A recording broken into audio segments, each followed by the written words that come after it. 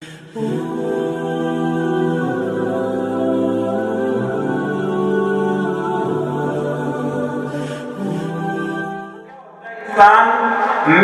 لگن اور جستجو کے ساتھ، وہ پختہ ارادے کے ساتھ وہ عمل کرتا ہے. اور یہ ذکر کرنے کا مقصد بھی اللہ رب العالمین کا یہ تھا کہ پہلی امتیں بھی روزے رکھتے رہیں اور ہم کہیں پیچھے نہ رہ جائیں، کیونکہ یہ بڑا اہم عبادت ہے، بڑا اہم عمل ہے.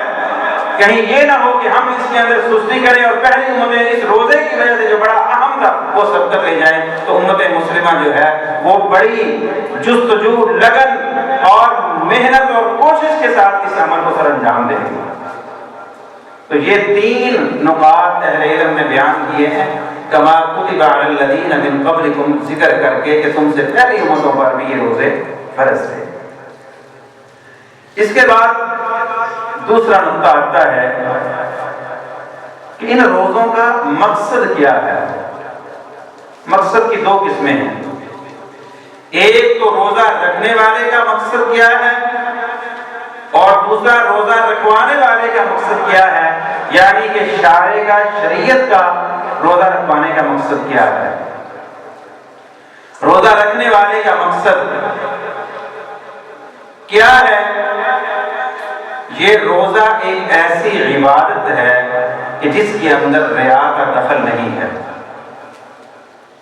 ریاکاری اس کے اندر داخل نہیں ہو سکتی، کیونکہ اسی کے بارے میں کہتے ہیں کہ لا یصوم الا مؤمن، کہ روزہ صرف مومن ہی رکھتا ہے، جو مومن نہیں ہے وہ روزہ نہیں رکھتا.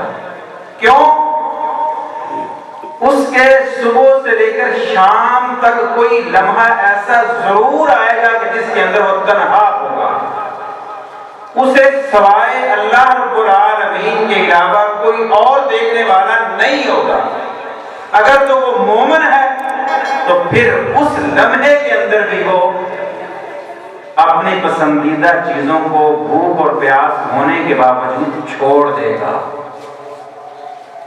اس لیے اس کے اندر ریا کا دخل نہیں ہے، کیونکہ جس عبادت کے اندر بھی ریا داخل ہو جائے وہ عبادت ضائع ہو جاتی ہے، برباد ہو جاتی ہے، وہ عمل باطل ہو جاتا ہے. اور ریاکاری ایک ایسا فعل ہے کہ جو عملوں کو برباد کر دیتا ہے. اور اسی کے بارے میں ہی حدیث قدسی کے اندر اللہ رب العالمین نے فرمایا الصوم لی وانا اجزی بہ. لیکن یہاں پر ایک چیز ذہن میں رکھنے والی ہے، ریاکاری تو عمل کو برباد کر دے گی اور روزے کے اندر ریاکاری تو نہیں ہوتی، لیکن تشریک فی النیہ ہو جاتی ہے. التشریک فی النیہ یہ عبادات کے اندر داخل ہو کر عبادات کو باطل تو نہیں کرتی، لیکن اس کے نیکیوں کے اندر کمی بیشی کر دیتی ہے. تشریک فی النیہ کیا ہے کہ عمل تو بندہ اللہ کے لیے کر رہا ہوتا ہے، کسی اور نہیں کر رہا، کسی کے لیے نہیں کر رہا، لیکن اس کے ساتھ کوئی دنیاوی مقصد بھی سامنے ہوتا ہے کہ جس کے ذریعے سے اس مقصد کے داخل ہونے کی وجہ سے خلوص میں کمی آ جائے گی، اور جب خلوص میں کمی آئے گی تو نیکی کے جو اجر و ثواب اس کے اندر بھی کمی آ جائے گی. جس کا جتنا خلوص زیادہ ہوگا اتنا اس کے عمل کا اجر زیادہ ملے گا، جتنا خلوص کم ہوگا اتنا اس کو اجر کم ملے گا. خلوص کے ساتھ اجر اور ثواب ملنا ہے. اور روزوں کے اندر یہ کیسے ہوگا؟ مثلا انسان کے روزہ تو اللہ کے لیے رکھ رہا ہے اور تنہائی کے عالم کے اندر بھی کھولنے کے لیے تیار نہیں ہے، بھوک اور پیاس بھی ہے، پانی بھی ہے، کھانے والی چیزیں بھی موجود ہیں، تنہائی بھی ہے، سارا کچھ ہے، لیکن چھوڑتا نہیں ہے. لیکن ساتھ دنیاوی مقصد شامل ہو گیا، چلو جسم صحت مند ہو جائے گا، جسم صحت مند ہو جائے گا. اب یہ تشریک فی النیہ آ گئی ہے، حالانکہ یہ مقصد نہیں ہے، یہ ثمرہ ہے، اس کا فائدہ ہے. لیکن انسان کی نیت کے اندر اگر یہ چیز آ گئی کہ روزہ تو میں نے اللہ کے لیے رکھا ہے، لیکن ساتھ جسم کی صحت مند ہو جائے گا، تندرست ہو جاؤں گا، میرا معدہ بھی ٹھیک ہو جائے گا، تو یہ تشریک فی النیہ سے روزے کے اجر کے اندر کمی واقع ہو جائے گی. تو اللہ اللہ رب العالمین کا یہ مقصد نہیں ہے، بلکہ اللہ رب العالمین کا مقصد یہ ہے کہ یہ چیزیں جو فوائد اور ثمرات ہیں یہ تو حاصل ہونے ہی ہونے ہیں، لیکن یہ نیک عمل کرنے والا شخص ریاض سے بالکل پاک ہو اور تشریف نیہ سے بھی پاک ہو۔ اور دوسرا کہ شارع کا مقصد کیا ہے، شریعت ہمیں روزے کیوں رکھوانا چاہتی ہے، اس بارے میں جتنے بھی احکامات ہیں، اللہ نے جتنی بھی عبادات فرض کی ہیں اس کے ضرور کوئی نہ کوئی مقاصد موجود ہیں۔ یہ مقاصد یا حکمتیں بعض کے سینوں پر اللہ رب العالمین کھول دیتے ہیں اور بعض کے سینوں پر نہیں کھولتے۔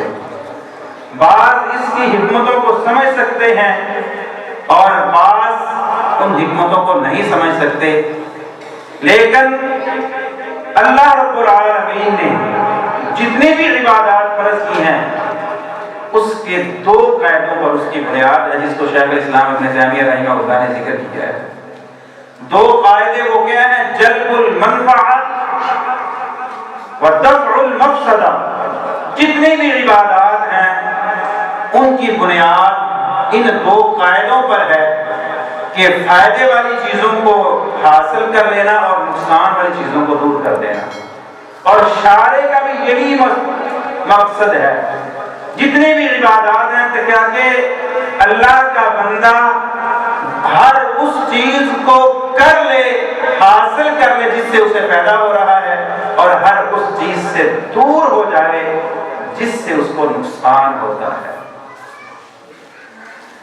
تو یہ دو بنیادی چیزیں جب ہم اپنے سامنے رکھیں گے تو پھر ہمیں روزوں کے فرض کرنے کے مقاصد سمجھ آ جائیں گے۔ تو روزوں کے مقاصد میں سب سے پہلا مقصد یہ اللہ رب العالمین کا ہے کہ اللہ کے بندے اللہ کا حکم بغیر چوں چرا کے ماننے کے لیے تیار ہو جائے۔ الامتثال للہ سبحانہ و تعالی، اگرچہ مگرچہ یہ چیزیں ایک طرف کرتے ہوئے وہ بندہ اللہ کا گھر کے اندر ہے، گھر سے باہر ہے، بازار کے اندر ہے، اپنی دکان پہ ہے، تجارت کے اندر ہے، مسجد کے اندر ہے، اللہ کا حکم آ گیا، بغیر کسی حیل و حجت کے اس کو ماننے کے لیے تیار ہو جائے۔ سب سے پہلا مقصد اللہ رب العالمین کا، شریعت کا، روزوں کو فرض کرنے کا یہ ہے، کیونکہ اللہ رب العالمین قرآن مجید میں ارشاد فرماتے ہیں وَمَا كَانَ لِمُؤْمِنٍ وَلَا مُؤْمِنَةٍ إِذَا قَضَى اللَّهُ وَرَسُولُهُ أَمْرًا أَن يَكُونَ لَهُمُ الْخِيَرَةُ، کہ جب اللہ اور اللہ کا رسول کسی معاملے میں فیصلہ کر دیں تو کسی کے لیے اختیار کی گنجائش نہیں ہے کہ جو شارع نے کہہ دیا ہے اس پر عمل کرنا وہ مسلمان پر، اس شریعت کے ماننے والے پر لازم ہو جاتا ہے، اختیار کی گنجائش ختم ہو جاتی ہے۔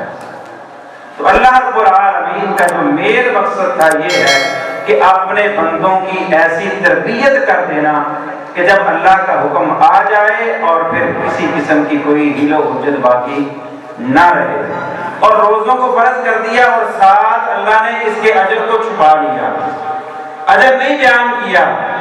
تو یہاں سے یہ مقصد سمجھ آتا ہے کہ اللہ نے اجر نہیں بتایا، اللہ نے کہا میں خود اس کا اجر دوں گا، تو بغیر اس کا فائدہ یا اجر بتائے روزے کو رکھوانا، یہ اللہ رب العالمین کے حکم پر عمل کرنے کے لیے تیار ہو جانا، یہ روزے کا مقصد ہے۔ اور اسی بات پر عمل کرتے ہوئے صحابہ کرام رضوان اللہ علیہم اجمعین اس روح زمین پر انبیاء کے بعد خیر البشر کے لقب سے پکارے جاتے ہیں۔